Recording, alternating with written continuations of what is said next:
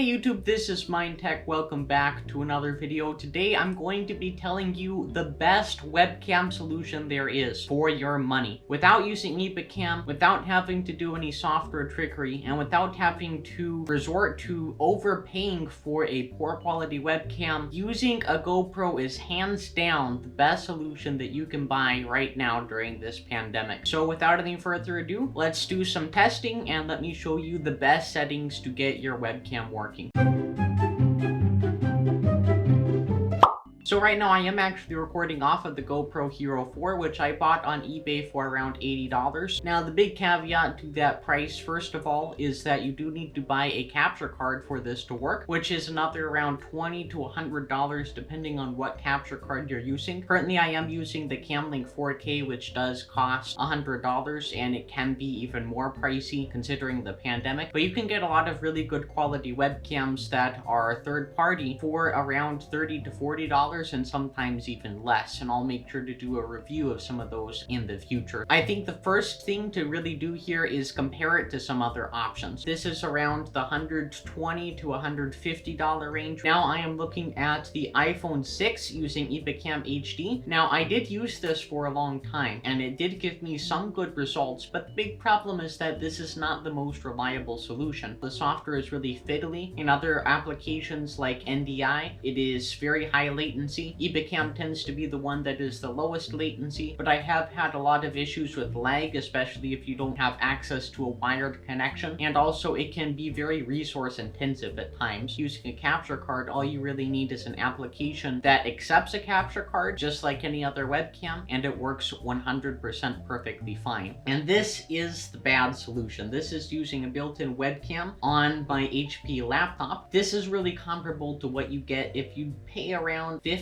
to $100 for a webcam. There are some other options like this Microsoft LifeCam HD, which actually cost upwards of $100 at the height of this whole transition to work from home. This is honestly a terrible solution, guys. You're not getting the best audio quality. You'll probably have to buy an external microphone, whereas with something like the iPhone or even something like the GoPro, you're getting that quality built in. This is a quick audio test of the CamLink 4K. This is directly from the CamLink and from the GoPro. And a quick audio test of the iPhone microphone. This is the exact same audio that you'll get if you set your microphone to EpocCam. And that really brings me to the reason why I suggest the GoPro, and it really comes down to reliability and convenience. This is incredibly versatile. If you were to buy something like a LifeCam or maybe even a Logitech Brio, Logitech C920, you're really only going to be able to use that at the computer. With this, you can buy a quick mount that just goes right on the top of your monitor, like I'm doing right now, and then you can use the GoPro as an action camera. You can use it as a vlogging camera. It also is something where it's really a hassle-free setup. The only other step that this requires is that first of all you need to make sure that it is plugged in correctly. I recommend you plug in a battery bank or some other charger just to make sure the GoPro doesn't die on you while you're trying to do your video conferencing. Once you have that, all you have to do is turn the GoPro on and then it's recording. You don't have to worry about anything else after that. And I think that's really the beauty of this. I primarily bought this for my mom. It really helped her out being able to not have to worry about setting up EpocCam. Just knowing that the GoPro is on and there's a connection with the CamLink, you know that it's going to work. So again, just so you can gauge the quality, let's do one more walkthrough of the different budgets. You have to keep in mind that I am using an iPhone 6. There are nicer phone cameras out there. That's another thing to consider. If your phone isn't that great, EpocCam isn't going to magically make the quality better. And also, since it's a wireless transfer, it's not doing 60 FPS. That's one of the big problems. That's really laggy. But if I go on over to my GoPro here, this is a smooth, silky 60 frames per second. Plus, you can change the settings on your GoPro, so you can change the color profiles. You can also change things like autofocus. You can change the ISO, and this honestly offers a lot more depth of field than something like the iPhone does. I've been able to see a lot more details in the background And if I do a quick test with this soda bottle, as you can see with the GoPro, it doesn't autofocus in that dramatically. Sometimes that autofocus can be distracting. And plus, this GoPro does go up to 4K resolution. The big caveat though is that it will only do up to 1080p on a capture card. That is a limitation with the HDMI out port. And you might ask why I'm using a GoPro Hero 4 instead of like a Hero 7 or an 8. And that's simply because it is more of a budget option. The nice thing about those later generation ones is that you can completely take out that middleman of the capture card and you can do capture right over the USB port. All you have to do is plug it in and it's a webcam. But if you're, let's say, a live streamer that just wants a nice setup and leave solution, again, I think that this GoPro is honestly a great option. All right, so now that we've gone through the review of using a GoPro as a webcam, now I have to tell you some of the downsides to using this, plus how you get it set up in OBS and get the best settings configured. One issue that I had was originally when I bought this, I had to use it without the battery if I wanted to charge it with the battery bank and also get the video off of that at the same time, but something happened, and now if I try and do that same configuration, it won't even turn on at all. So the first thing I recommend you do is put in your battery and then make sure that you get a fat type D USB cable and plug that into the power port on your GoPro. And then you also have to go out and buy this very inconvenient cable. It is a micro HDMI port, and then you'll have to make sure also that the end of that micro HDMI port is full-sized HDMI so you can use that with a normal HDMI capture card. So then plug that into the side of your GoPro and then hold down the power button.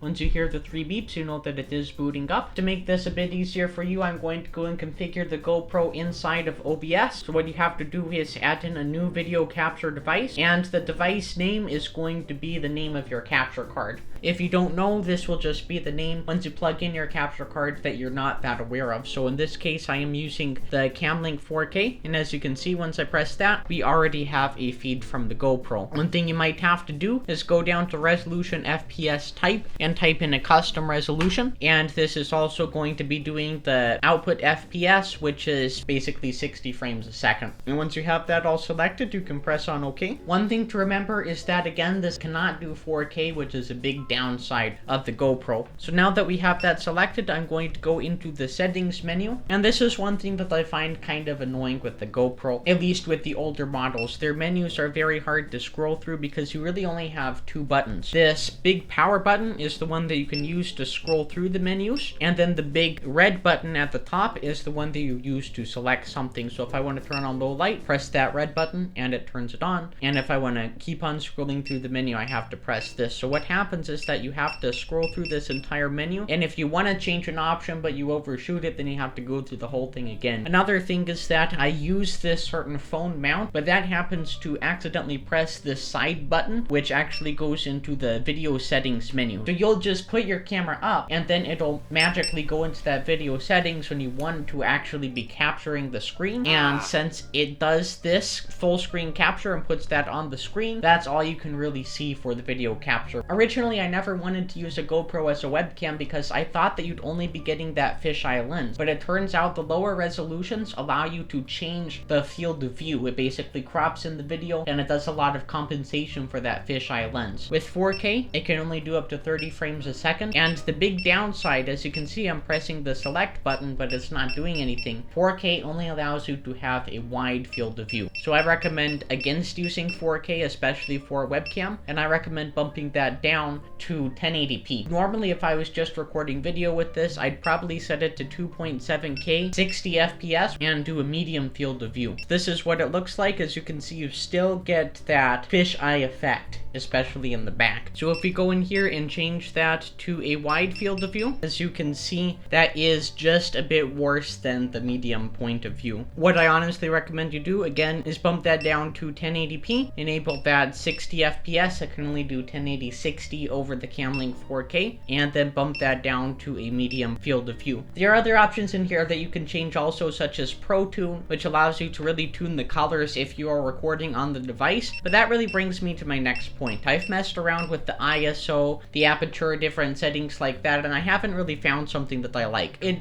offers a pretty good image, but it seems like it is really washed out. What I found the best thing to do is to actually add in a color filter either in post or in the application that you're going to be using to record. So if I pop into the filters for OBS and add in an effect filter, color correction, you can adjust a bunch of things. So what I always like to do is bump the gamma down, bump the contrast up. So even just with that basic correction, this adds in a lot more depth, although you kind of lose some detail in the blacks. Maybe if I decrease the brightness a bit, increase the gamma. Once you really get that dialed in, I honestly think that you can really get a good picture quality. And really the last complaint that I have about this technical wise is that I've had a lot of troubles recording video with this GoPro, and I'm not sure if that is because of the specific unit I have or if that is because of some other issue. Now GoPro does give you a nice application which does require you to make an account. It does give you some really nice options to monitor and control the GoPro wirelessly, but the big issue is that this does not have Bluetooth support. It only has Wi-Fi support. So the only way that you can interface with this GoPro is to change your Wi-Fi network to GoPro mode. The way that you do that is you actually have to go into the setup menu here and you have to enable wireless mode. If I turn that on and then make sure that the Wi-Fi mode is in the remote controlled and GoPro app, and then on the iPad you have to make sure to connect to GoPro Webcam or whatever name you give the device, and then go back to the GoPro app, go to the first tab where you can monitor, and then once you have added the GoPro in, you should be able to click on the control button.